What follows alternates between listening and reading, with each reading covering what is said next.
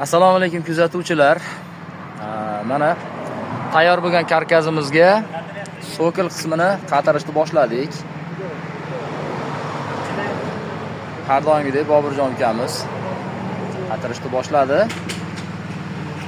Sokilni tayyor bo'lgan qismi hozir bu yerda sokilimiz 4 qator tosh tushadi. Xalqona tilda aytganda tosh deb qo'yamiz buni.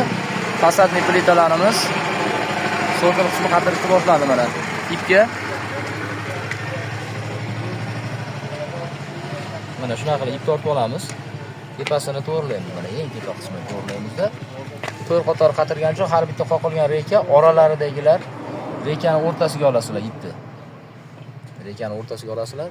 Mana keyingi qator ham rekani shu yerga aynan o'rtasiga qoqiladi. Keyingisi bu yerga qoqiladi. Eng yuqori qismi lekin tepasi bilan teng bo'lishi kerak. Eng oxirgi qoqilgan rekamiz eng yuqori qismi toshimizni tepasi bilan, mana tepasi bilan shu yeri bilan teng bo'ladi. Bizni kuzatishda davom etinglar. Nurullo shogird, Usta Fazliddin, Bobirjon shogird boshladi. Bu tarafda ham sokili qatirishga deyarli tayyor. Hozir ko'ndalangiga fasadni toshimizni sokiliga qatirilayotgan toshning razmerida mana qo'yildik. Mana shu yerga to'g'rilaymiz. Shu yerdan boshlab 4 qator bo'lsa 80 sm o'lchaymiz. Keyin albatta urindan chiqaramiz buni.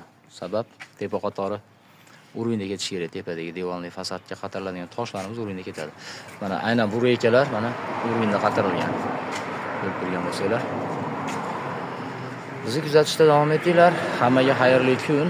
Alloh taolo ishlarimizga baraka bersin.